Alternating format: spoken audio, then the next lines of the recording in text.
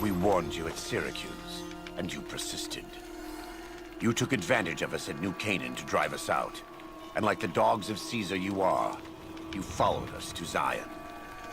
And now you stand on holy ground, a temple to God's glory on earth. The only use for an animal in our temple is sacrifice. Kale wachane conserva o. You understand me, don't you? Don't you? Outman. Kunaman mad. He killed all Whitelegs. You talk. You stop. Him hear you. You talk. Don't listen to this thing. His cries are those of a mad beast caught in a thicket. He gave no mercy to my family, and I will give none to his. God's will. There. That's it. It's finished. When they hear what happened here, the Whitelegs will crawl back to their great Salt Lake. If Caesar doesn't kill them, they'll wither and die like the cursed mongrels they are. Come, let's find Daniel. Tomorrow we'll be here soon, and there is still much work to be done.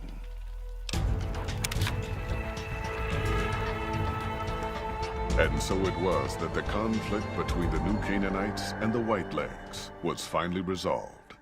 The courier's involvement had tipped the scale, shifting the fragile balance of power. Joshua Graham's chilling execution of salt upon wounds seared into their minds. The surviving Whitelegs retreated to the Great Salt Lake, unable to shake the memory of their brutal defeat and the dead horses' savagery in battle. The Whitelegs feared further reprisals. They fled north, out of Utah, into Wyoming.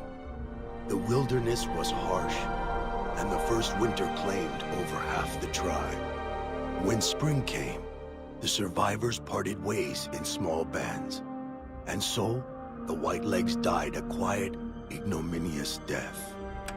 The Sorrows fought beside Joshua Graham and the dead horses, eradicating the threat the Whitelegs posed to Zion, watching as the courier encouraged Joshua Graham to execute salt upon wounds.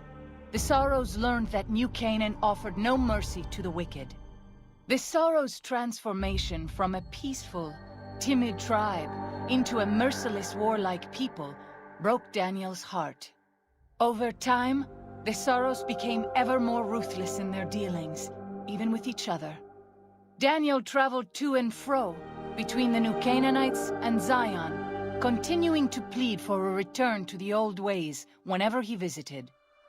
Eventually, the Sorrows grew tired of his blather and turned their backs on him.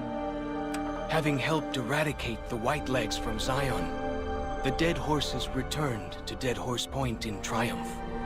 They remained neutral toward the Sorrows, but as years went on, there were periods of competitive friction, even violence between the tribes.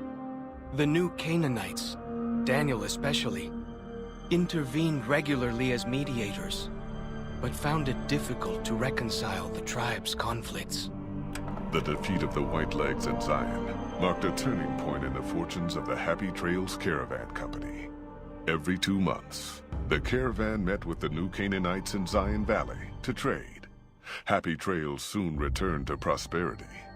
The vigilance of the Sorrows and dead horses in defending southwestern Utah, initially startling to Happy Trails caravans, soon proved a blessing.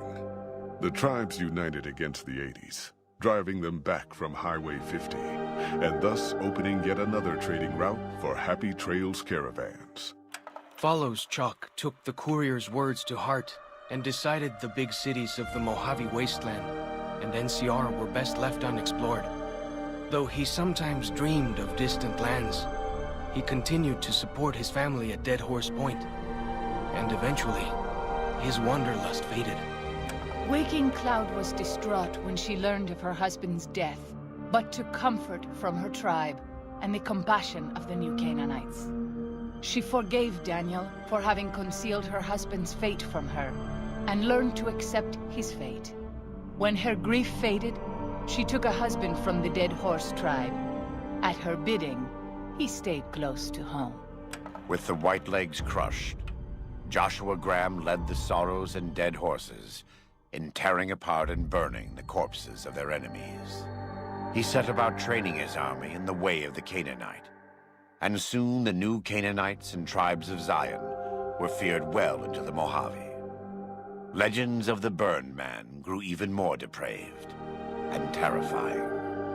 For years after the defeat of the Whitelegs, Daniel did his best to minister to the Sorrows' spiritual needs. Try as he might, he could not hold back the tribe's increasing militancy and reverence of Joshua Graham. Demoralized, he returned to his family and Dead Horse Point. His failures haunted him for the rest of his days. And with that, the courier walked out of the history of the tribes of Zion and back to the gathering storm of the Mojave Wasteland.